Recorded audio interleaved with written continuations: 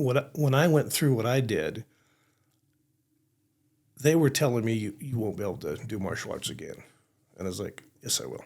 I knew it was going to take time, but I've always been that kind of person that if I put my mind to something and I know I can do it, it may take me years, but if I do it, I knew. I'm like, no, I'll keep doing it. And I wanted the same for you because I knew how much it meant for you. And I was like, let's just start training and we'll take it slow. Yeah. And that's kind of how it started. I am here with my friend, business partner, and longtime jiu-jitsu training partner, Troy Pettyjohn, and we're going to talk about our jiu-jitsu journeys and what that's taught us about leadership. Check it out. Hey, thanks for tuning into this week's episode. Would you make sure to please like, comment, and subscribe to the channel here, and please share this episode with somebody whose life it will make better. Troy Pettyjohn, welcome to the show. Thanks. How are you doing? I'm doing good. Man, so we've got quite a story. We go back almost a couple of decades. Yes. We're now business partners, training partners. You're the yin to my yang. in jiu-jitsu and martial arts, man, it's been a huge part of your life. You've got a really cool story. I think we connected so much back in the day on the jiu-jitsu mats because we had similar stories and upbringings. Yes. That we didn't really realize until you said to me one day, "Hey, what's your story?" Yeah, just it's kind of weird that I even use that language, but I walked up and just said, "Hey, tell me your story," and now that really makes sense to me, But at the time, I just wanted to get to know you better. Yeah, and what was that, like 2012? We've been training together probably 5-6 years. Yeah, 4 or 5 years. Yeah. I was getting ready to go compete in Spain. Yes. Yeah, and doing some extra training on Saturdays. And you came up after class. We just started kind of comparing notes of upbringings. And you've got a really cool story. You hold 4 black belts. Yes. In 4 different martial arts. Yeah. Yeah. And talk about that. What got you interested in martial arts back in the day? So, middle school, my parents were going through a divorce, and my mom took me and my sister, and we moved to California. Lived in Greeley my whole life, and I got bullied really bad out there. It was junior high out there, but here was middle school. Really thin, skinny, really skinny legs. Were you bald back then too? No, not then. Then I had actually pretty long hair. They were, just call me grasshopper because of my long legs. You're just, always picking on you. And didn't really have that here. So it was new to me to be picked on and be bullied because that didn't happen here. My friends were they're cool, just really nice. And if somebody was trying to pick on you, your friends would stick up for you anyway. Out there, I didn't really have friends. Yeah. So it was new to me. And I saw my first Bruce Lee movie. I think it was Game of Death at the time. And I remember thinking to myself, if I could do that, these guys wouldn't pick on me anymore. So I ended up moving back to Colorado. It was only about maybe 5-6 months that I was out there.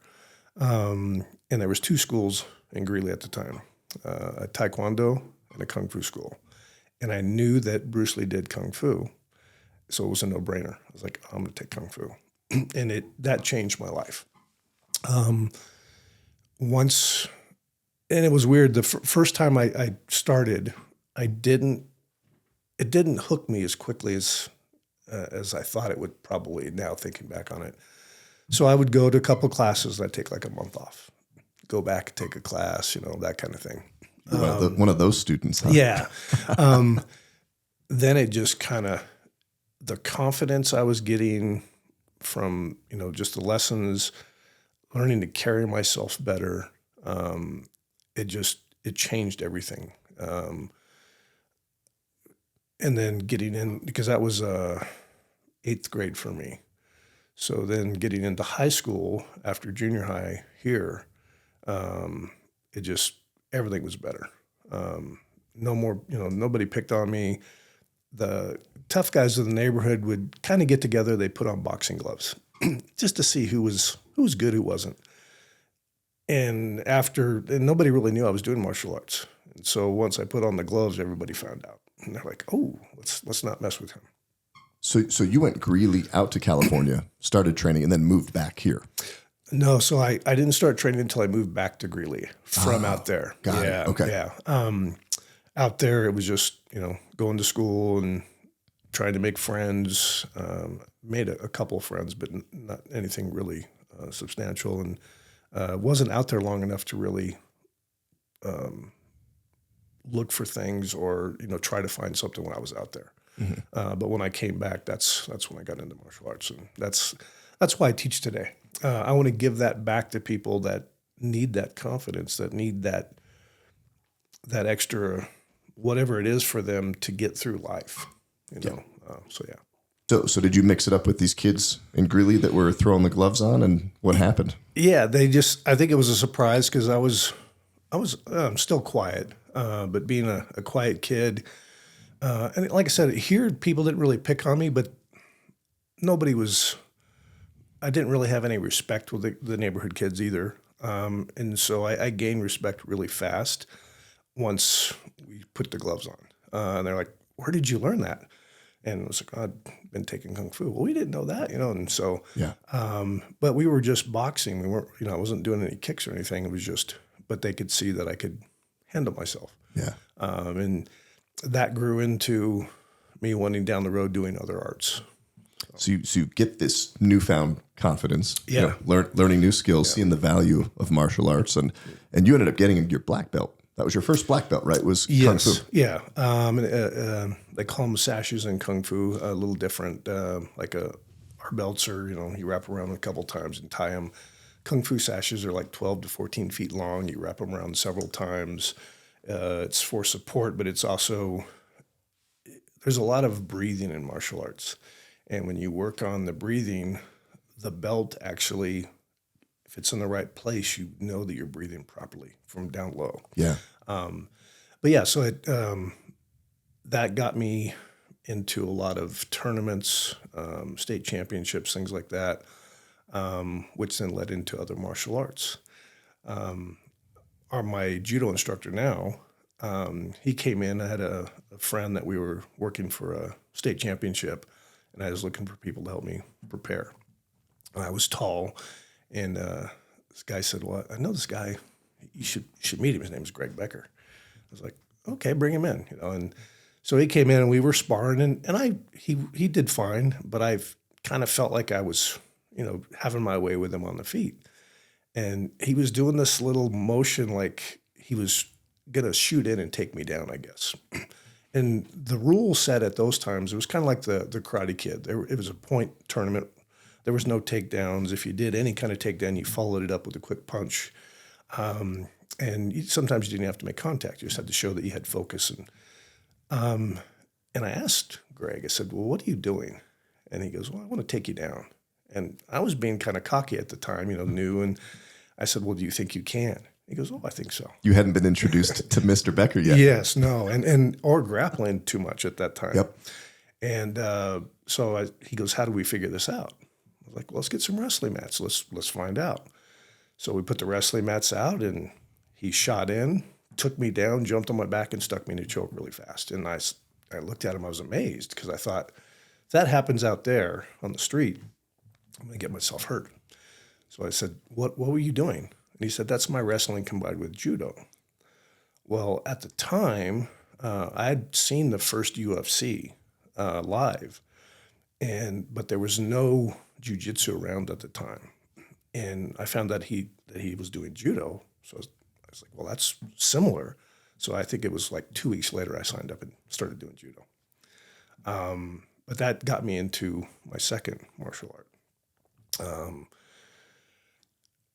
Because I really wanted to do MMA at the time and there was nothing around, I thought, well, I'll go take some boxing and work on my hand speed and doing that. So I got into boxing, and I was only training about 3 months. And the coach said, well, why don't you go do a Golden Gloves tournament? I was like, you think he goes, oh yeah, you can handle yourself fine. I was like, okay. Well, the match didn't turn out the way I wanted it to. Second round, the first knockdown, I took a standing 8. The second knockout, I was out in the ring for 20 minutes unconscious. Had a closed head injury, brain swelling really bad. Had to take me to the hospital. I had to go through physical therapy. They were not sure for a while if I would, my double vision would go away. They weren't sure if I would walk for a while. They thought I might have to do speech therapy and different. It was a pretty substantial injury. It was because of the trauma I took from the punch and the brain, as much as it swelled, they weren't sure if it would ever go down completely. So I was lucky. I found out about a year later, someone had similar circumstances, and that person ended up dying because they had to cut them open to relieve the pressure. So I was really lucky, and that kind of put a stop to my full contact career. Because was that just way too early to have you in there? I mean, because Golden Gloves, that's the highest level. Yeah, they have top 3 brackets. Boxers. It's like an A, B, and a C. They put me in the middle bracket, which I shouldn't have been put in. I probably should have been in the beginning bracket. And I went up against a gentleman from Fort Carson that had about 14 years experience. So one of the reasons that when I train people now, I'm really cautious for that reason. I don't like to put people in competition until I feel like they've really prepared themselves and they really know what they're getting into. And because of what happened to me, it could have taken my life. But I still have that passion for teaching. And JiuJitsu, I can still go pretty close to 100% out because we could control. We can do arm bars, we could do chokes, and we have the option to tap, to stop. The downside of full contact sparring, you don't have the option. You could stop a sparring match and you could hit mitts and pads and things, but you're taking trauma when you're getting hit. And I tell a lot of people, when people watch UFC, and you see it all the time, like, why aren't these guys doing better? How come? And I'm like, it's a lot harder on your body than people give it credit for. There's a lot of injuries, it's a tough sport. Yeah. But that got me into boxing. Obviously, we don't have belt ranks in boxing, but then shortly after that, I got into Iaido, which is a Japanese sword art. Partially because I couldn't do full contact anymore. I wanted to keep learning, so I got into Iaido in 1995. Got up to a 3rd degree in that. And then I don't remember the exact year, but it was at the academy that you and I trained at. Mm-hmm. We were asked, me and my judo instructor, Mr. Becker, asked if we would go in and teach judo. And so I went in, and I went against a gentleman that was, he was a blue belt at the time, but I believe he was on season 5 of the UFC Ultimate Fighter, BJ Penn's team. Okay. Our friend Noah. Yes. What's up, Noah? Yeah. And I lasted a pretty good time, but Noah, he submitted me. I think he put me in a triangle. And that kind of lit a fire under me. I was like, oh, this is kind of cool. And so we started teaching judo there, but in return, I got jiu-jitsu lessons. And I just grew to really enjoy and love jiu-jitsu. And the self-defense side of it, just the grappling side, along with my judo, they're kind of like sister arts. Yeah. So, and both of those arts now I have black belts in as well. So that's kind of my journey in martial arts. I've done other arts too, but no belts ranking in anything. But man, you got four decades, 4 black belts. Yeah. Almost died from getting popped in the head. Yeah. So stop doing that. Yeah. No, and it's cool. Like Noah was a huge part of my journey because he was standing right at the front door when I walked into the gym. So you had already been there for a few months, and he's like, "Hey, buddy, go with Timmy, little guy." Yeah. And this little guy just kicked the crap out of me all over the gym, just over and over and over. And jiu-jitsu's cool. Yeah. Because it doesn't matter how big you are, doesn't matter how strong you are. That can help. Yes. But pure jiu-jitsu in its purest form, done correctly, it is technical, execution, timing, leverage, technique. Just teaches you patience under pressure. Yes. Yeah. And there's always pressure in life. There's always pressure in business. There's always pressure. And when you can be more patient and just know you have a little bit more room to hold out, to move. It's been cool. Yeah. And it's very humbling, about the time you want to tap yourself on the back and think you're getting good, someone will just take you to town and you're like, oh, I still got a lot to learn. And that's never ending. Like that's literally every day we're out here. Every day. Yeah. So we've got a gym now. So we own Northern Colorado Jiu-Jitsu and self-defense. We're here in Loveland. And I just thought the story was cool of how that all came about, because it was never really in the cards for me. And maybe for you, right, to have a gym. But when we started talking at that open mat that Saturday, sharing our stories, you'd shared about the bullying, all the martial arts experience and why you're teaching. And then you said, hey, it'd be cool to own an academy one day. Yeah. And I was like, well, if you ever do that, I know some business stuff. So, let's keep talking. Yeah. And then here we are. Yeah. It's, I taught Kung Fu for years in elementary school.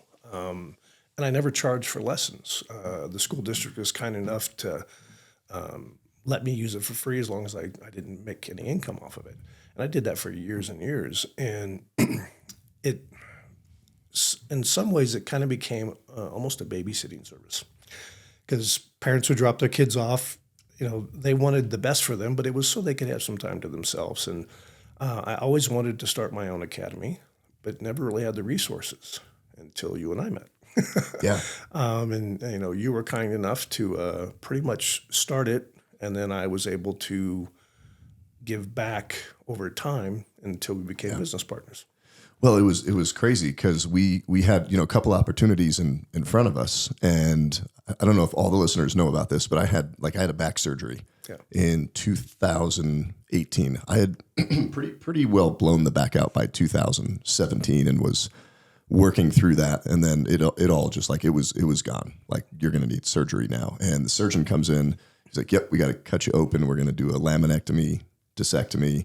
And this jiu-jitsu stuff, he goes, "You'll never be able to train this again. And maybe you'll be able to teach it again. But," he goes, "all you should plan on is maybe teaching, but you might not put on those suits." He called them suits. Like, they're called gis, surgeon, doctor guy.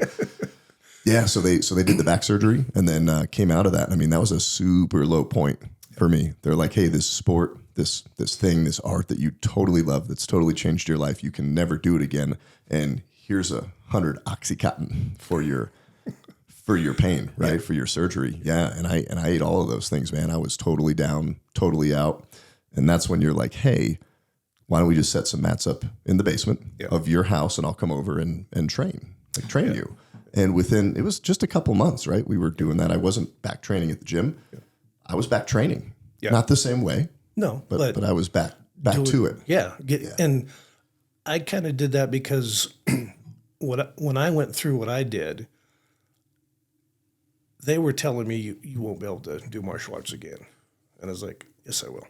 I knew it was going to take time, but I've always been that kind of person that if I put my mind to something and I know I can do it, it may take me years, but if I do it, I knew. I'm like, no, I'll keep doing it. And I wanted the same for you, because I knew how much it meant for you. And I was like, let's just start training and we'll take it slow. Yeah. And that's kind of how it started. So that's how it starts, right? Yeah. So we're in the basement, and then I left the academy where we were training. I think you were still training there. I was still training, right? Yeah. And then you're just coming over, training with me in the basement, and then people start hearing about it. We've got 2 people in the basement, 4 people in the basement, 8 people, and Emily's upstairs cooking dinner. You remember this? She's cooking dinner. Yeah. And she's like, "What do you do?" It was like 18, 20 people. She goes, "You guys should all throw in $100 and go rent a space." Yeah. And that was how NOCO started. Yeah. Yeah. So we rented a little space over at the outlet malls and launched that in 2019. Yes. Yeah. It was a great space, but we outgrew it pretty quickly. I was showing a real estate client some spaces over there because that whole complex was just purchased, and now they're divvying off the spots. So I actually walked into the old gym It was pretty cool to see. It's just how we left it. There's a bunch of stuff in there, a bunch of storage in there. So yeah, we're what, 5 years into business. Yep. NOCO just landed one of the top 3 martial arts academies by NOCO style. That was a really cool award. And yeah, talk about that journey of just what we get to do on the mats. You know, you're working with adults, I'm working with kids, and I'm still battling through. I've got everything's broken, it feels like right now. But I love teaching the kids, you know, so that's how we get to give back. Yeah, it's that's why I still do it. I really enjoy teaching. I love giving back to people. I love watching. It takes a lot to come into an academy. Whether you're an adult or a kid, it doesn't matter. It takes a lot to come through the doors. And we've seen that happen several times. Without telling the name of the student, we had a student show up, sat in the car for about 30 minutes, and then drove away. We saw him. We can say his name because he talked about it on the podcast. Okay. Yeah. So this is Alex, Joey. And so we were like, wow. But then he came back. Yep. Finally came in. You know, we always joke about it. Like, you know, you watch the mats, they're full of people. They look like they have pajamas on. You don't know who they are, and they're rolling around. They're sweaty, throwing each other in chokes and arm bars. And you're like, is that something I really want to get into? So it's very intimidating. But once you get into it, it's like life. I tell people therapy for me is being on the mats. Yeah. Because I can't think of anything else. If I do, I'm getting armbarred, I'm getting choked, I'm getting submitted. I have to be present in the moment. And it's like life because it'll try to beat you down. And you have to find ways. One door closes, you got to find your way with least resistance to the other direction. And you get humbled repeatedly over and over. And, you know, but like life, you don't let it beat you down. You learn from it. So you're better tomorrow than you are today, which, you know, I tell people that's my goal as an instructor. I want to make you better tomorrow than you are today. And if we do that, I've done my job and you've done your job. And everybody's journey is different in jiu-jitsu. There's not one journey that's the same. But that's what I love about it.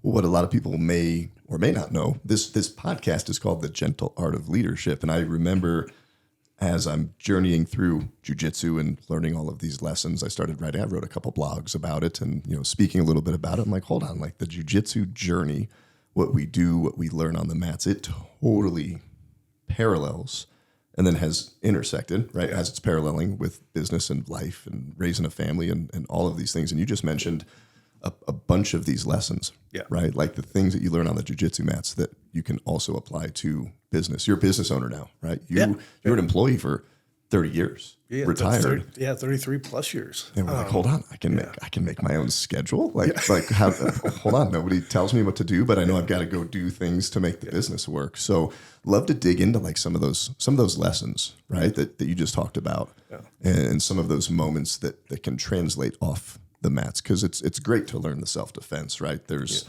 the sport, the art aspect, defending, making your life better.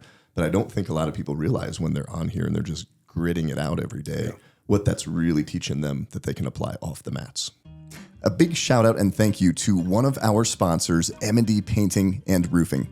M&D was actually founded by my wife Emily and I back in 2005. And for the last 2 decades, we've been here in northern Colorado of one of the leaders in residential and commercial repainting, as well as most recently installing residential roofs. So if you need to paint, re-roof, you got hit by a hailstorm, we can take care of whatever your home needs from top to bottom. You can find us on the web at mandepainting.com. Hey, just want to give a big shout out to one of our sponsors, Imprint Digital. If you're a small business owner, one of the things that you need to navigate to be successful is all things online and digital in terms of marketing and your messaging. Imprint Digital, they're the real deal. They are the professionals and they know this world inside and out. Make sure to visit their website at imprint-digital.com. Yeah, you know, like you said, when you wake up in the morning, and everyone's different. Everyone has their routines. They have different things. I've always been the kind of person that when I wake up, the first thing I do is make my bed because I've accomplished something, you know, and not everybody does that, which is okay. Again, everyone's journey is different. But once I've made the bed, it starts me onto my list of things that I want to accomplish in that day. Just like on the mats, when you first come in, you have to learn the basics. You go over the basic, positioning, foundations, defense, and all that stuff.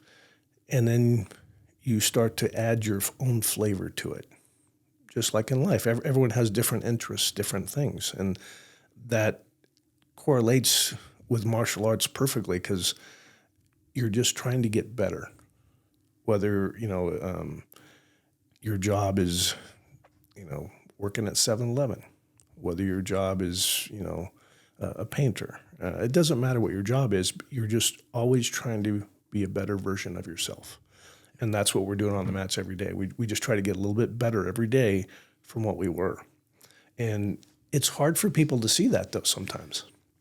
We gave a stripe to one of the gals here last night. Yeah. And you had mentioned this. You go, hey, when we call somebody up for a promotion, a stripe is a promotion, right? It's another notch on the belt, effectively, that we see as instructors that you're improving.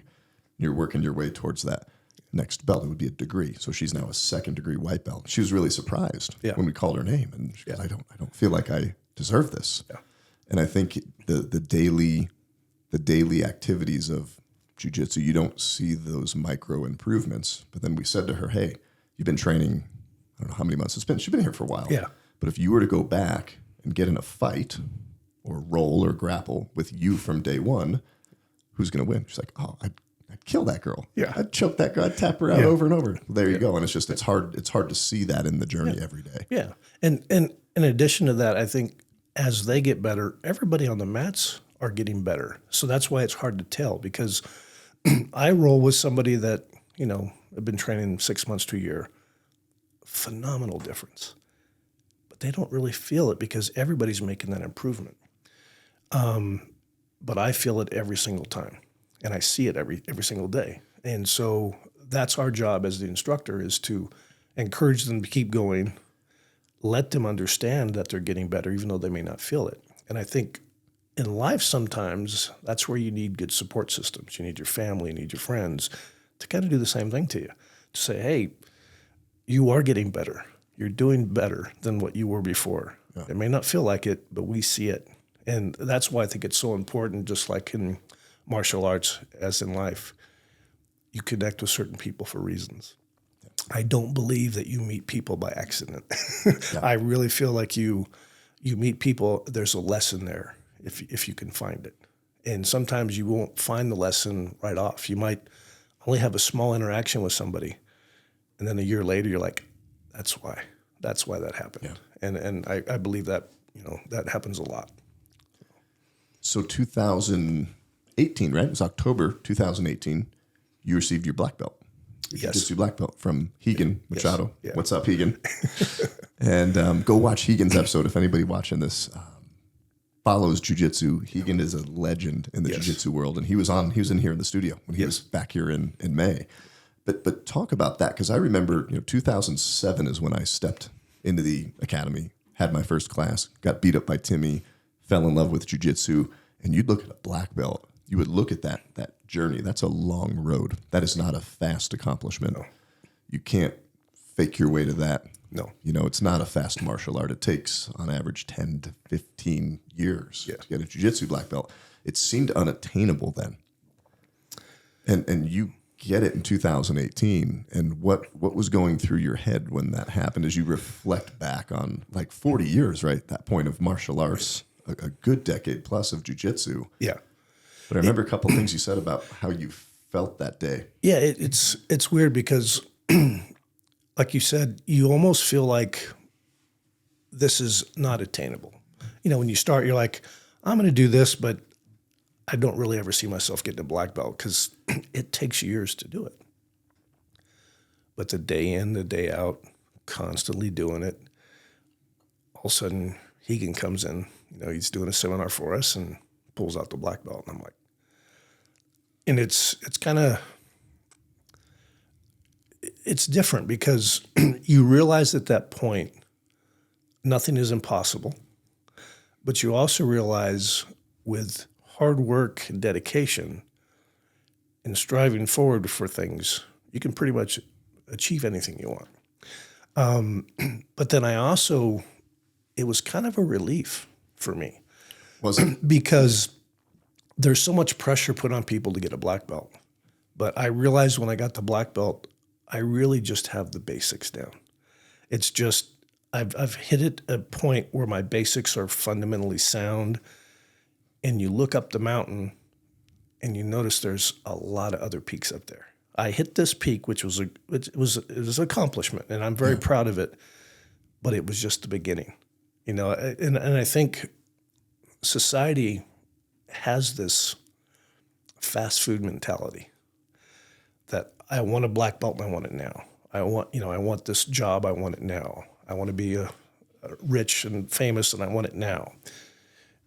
And if you realize with the work, you can have all that, but you got to put in the work. And, any art is pretty much like this, but with any grappling arts, you could tell within a couple of seconds when you're rolling with somebody if they know what they're doing. You can't fake a black belt in jiu-jitsu or judo or any grappling art, because you can tell when they grab you. The focus, the pressure they use, how hard they're going. I can usually tell somebody within about 15 seconds. If I didn't know their belt, I could probably tell you just by rolling with them, you're this belt. Hey, if you're a business owner and you need to do some renovation in your space or possibly build a building from the ground up, you have to connect with one of our sponsors, Mendel Construction. Mendel Construction is a commercial construction company that's been around since 1997, serving all of Colorado. They can do a small tenant finish all the way up to ground up construction of a new building for your business. Check them out at mendelandcompany.com. That's MENDEL and company.com.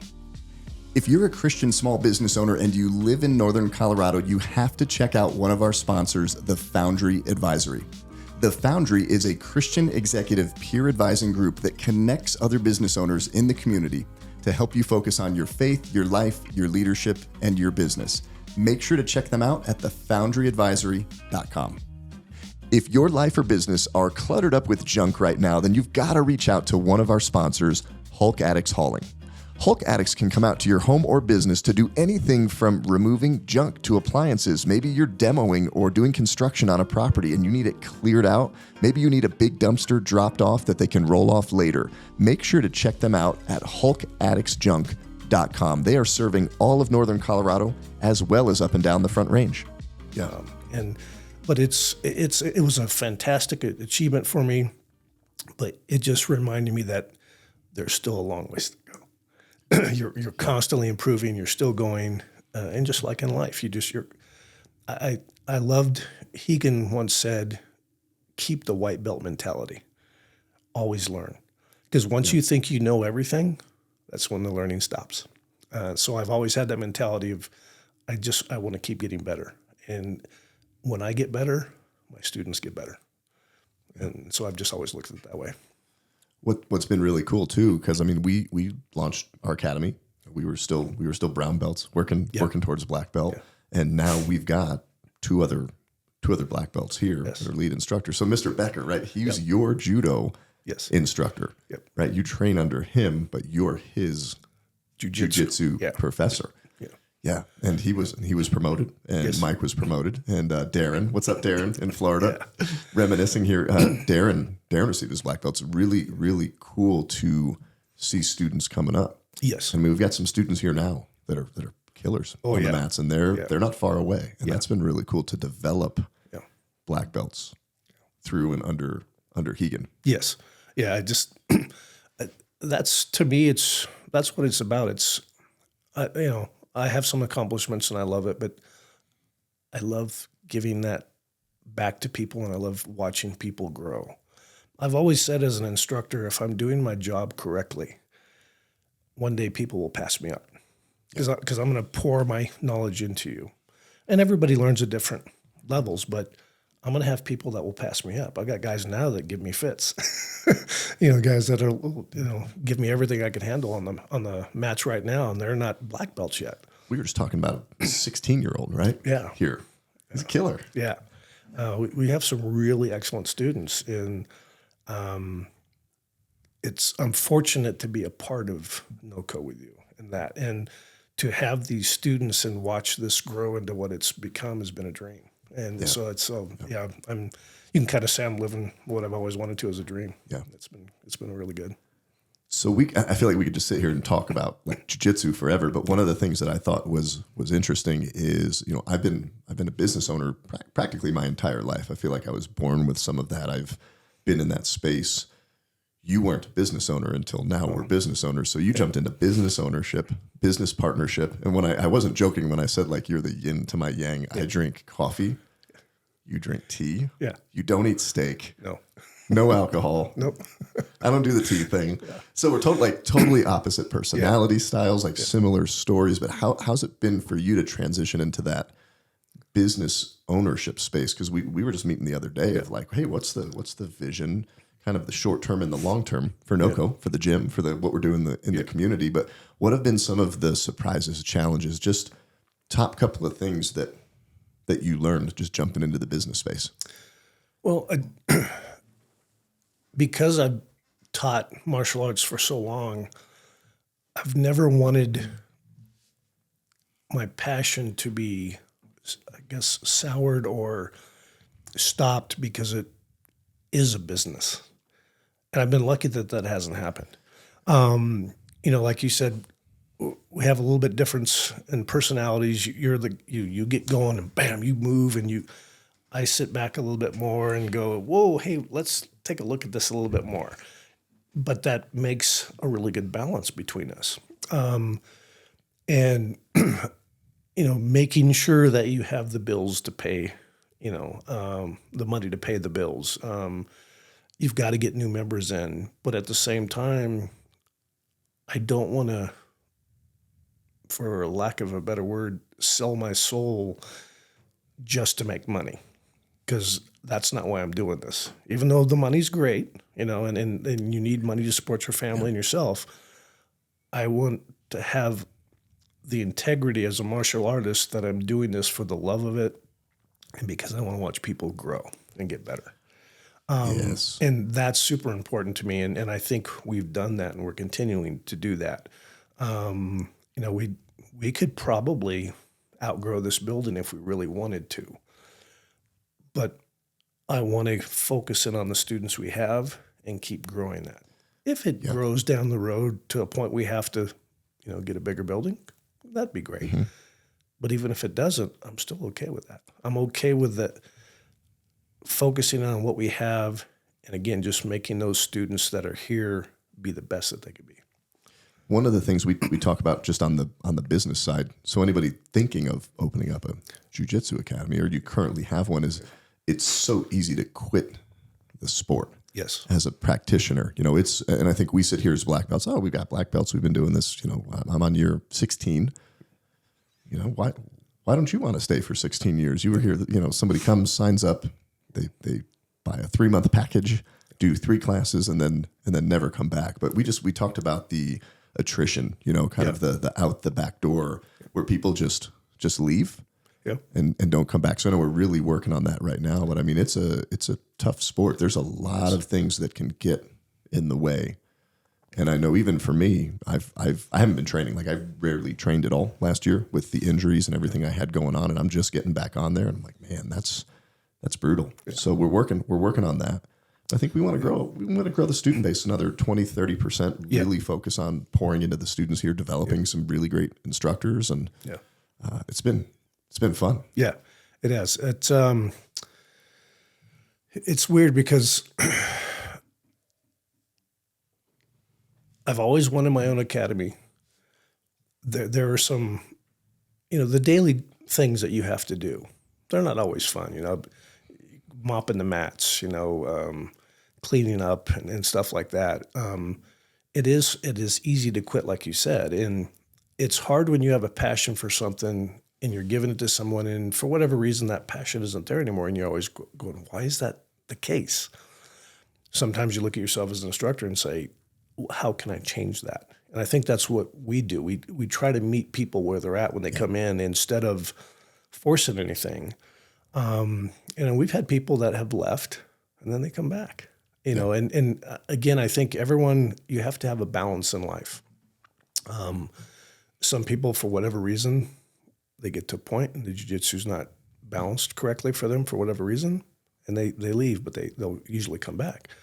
I had this conversation the other day with a friend of mine. I said, I graduated in 1986, so I've been out of high school for a while. I have people that still come up to me that I went to high school with. First thing they ask me, you still doing that martial arts stuff? I'm like, yeah, I've always wanted to do that. And I look at them and I'm like, start. Why not do it now? Anything that's important to you, you will find a way to do it. When it's not important to you, you'll find an excuse.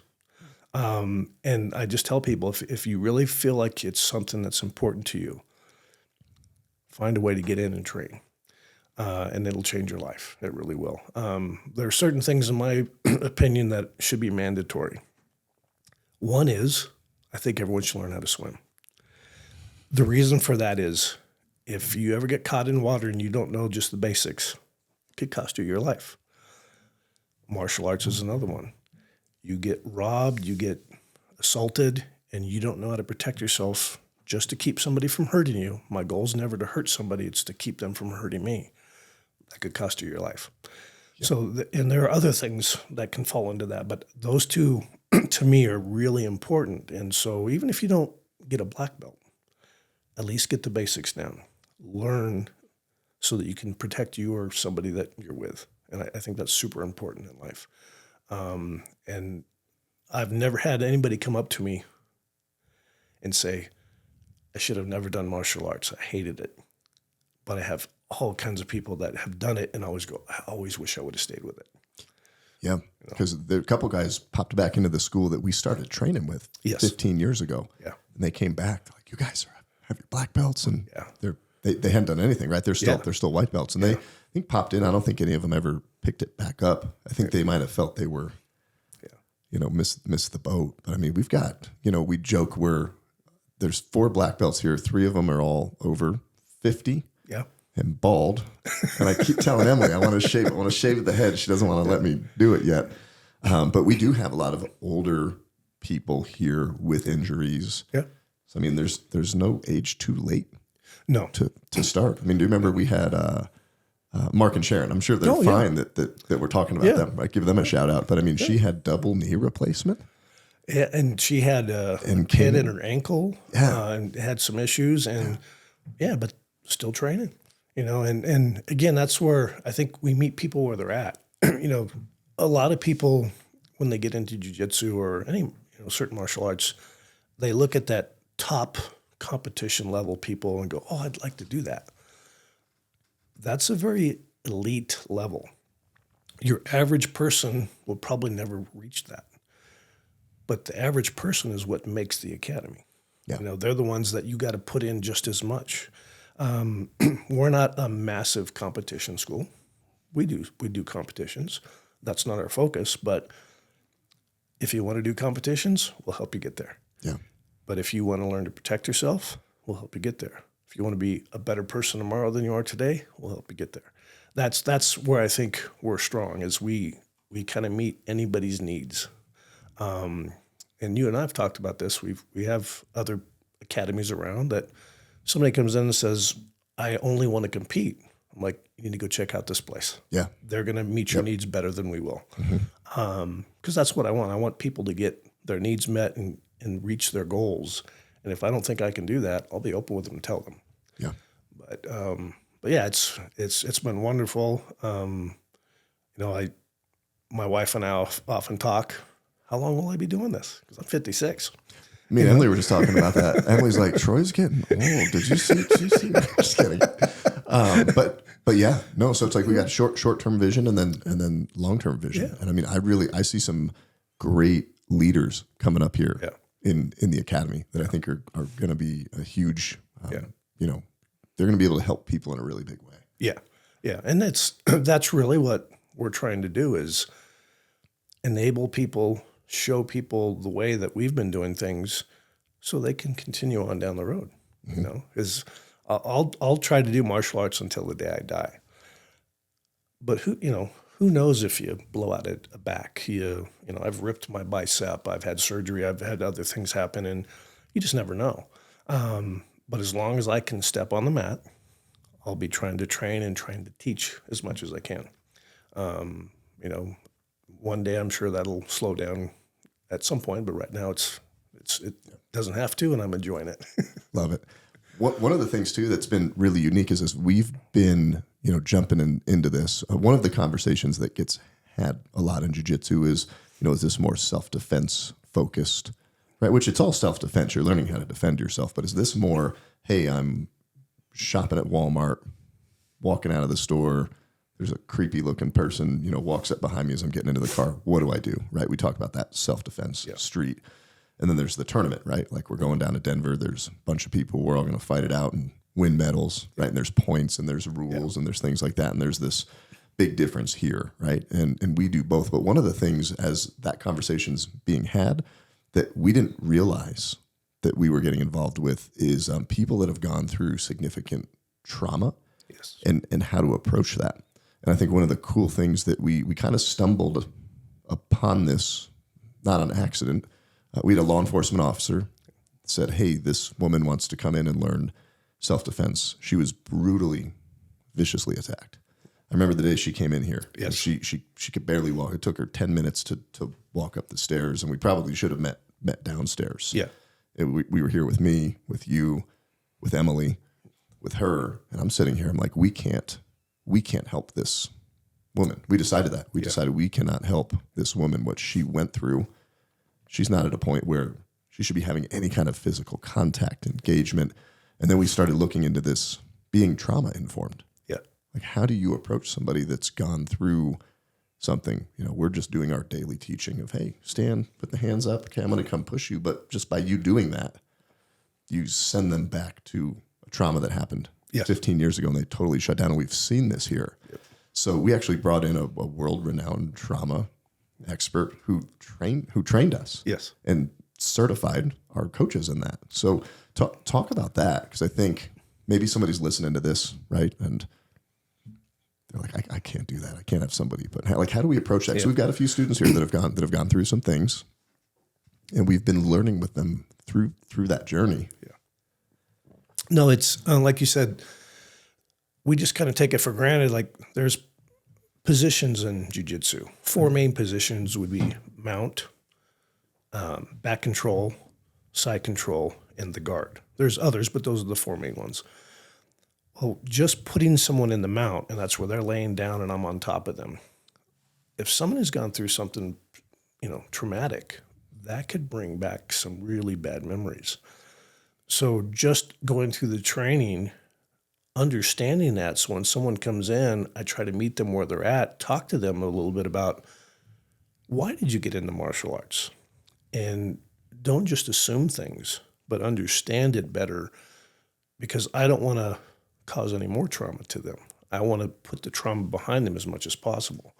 And I think that's something that we do very well. And I don't know if other academies do that, at all. But so when someone comes in, they don't have to be afraid that I'm going to put them through the same paces right away that everyone has to go through, because everyone's journey is different. And like you said, we have a couple students now that I know they've been through some trauma. Some have shared with us, some haven't. But you learn to read them and you can understand that.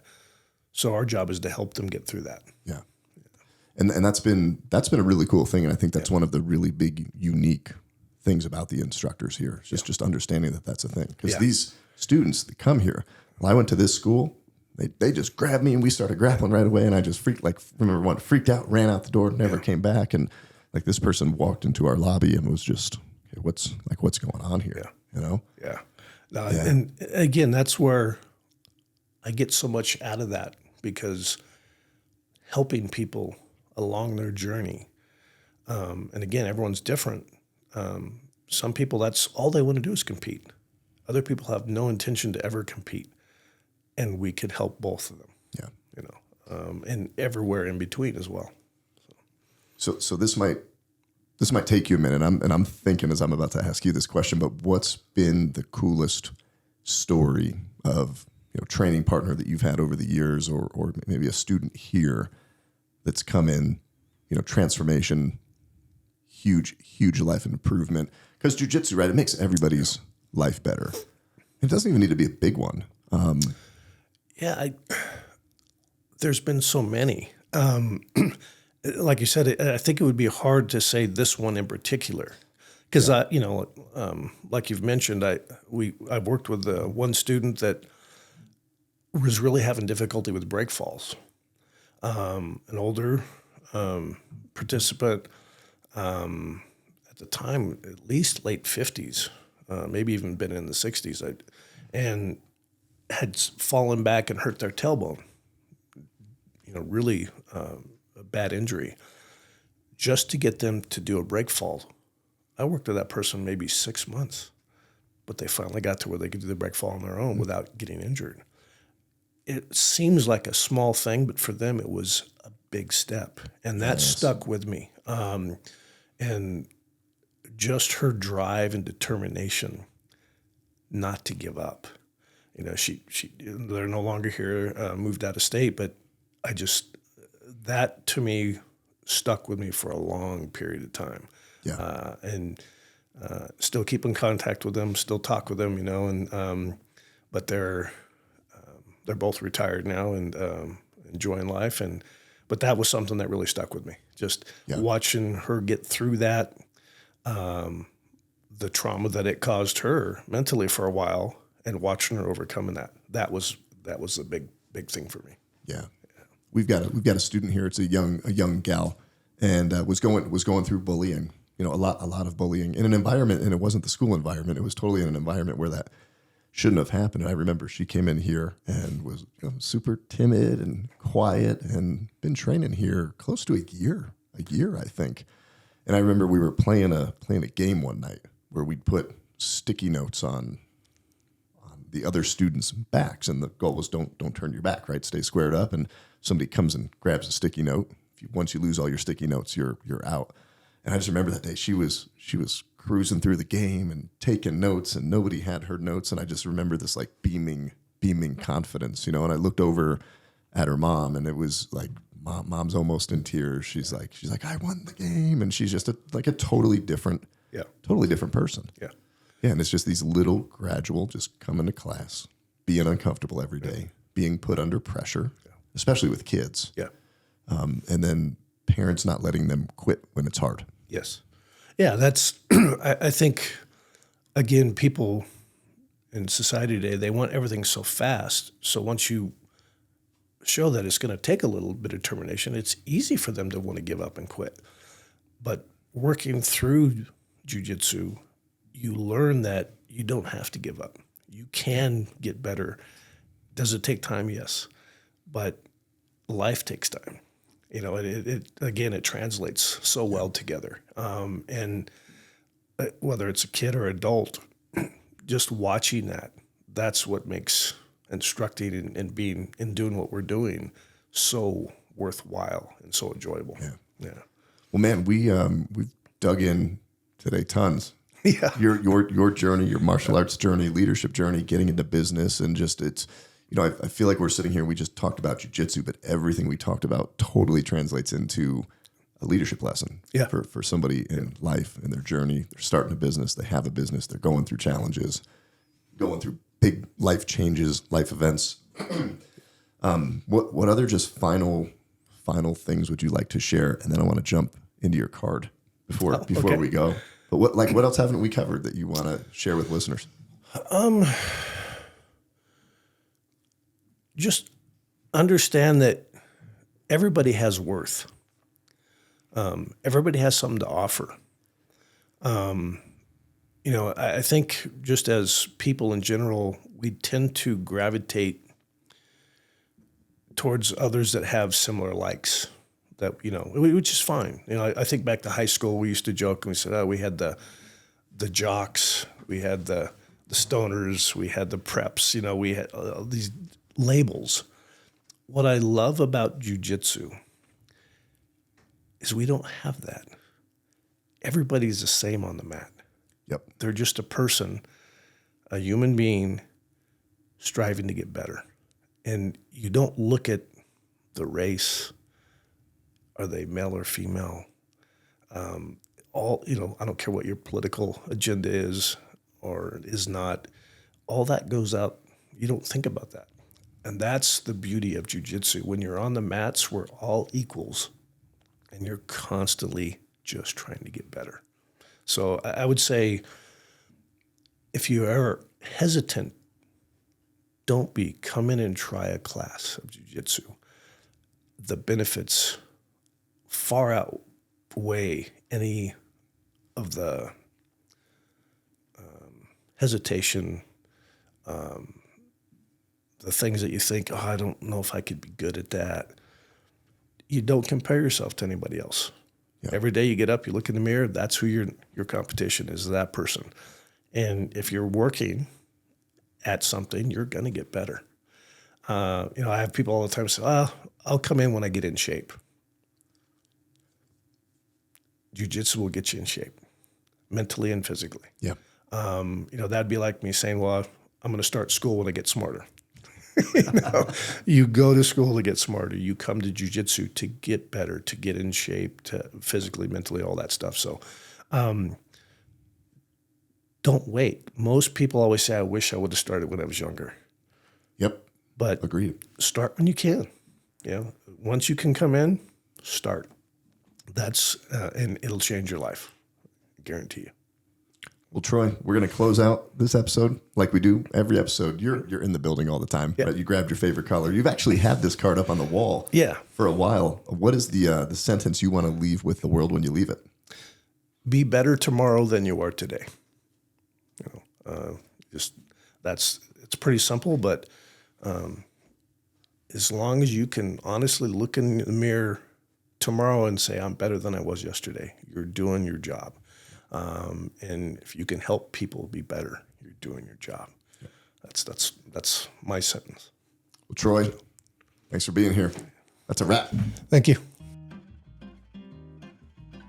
Hey, if you're a faith-based father and you have a son who is entering into adolescence and manhood, you've got to check out an experience that we have June 2024. It is the father-son hike of a lifetime on the Camino de Santiago in Spain. I'm going to be taking a group of men and their sons over to Spain to hike some of the most beautiful scenery through northern Spain on the Camino de Santiago.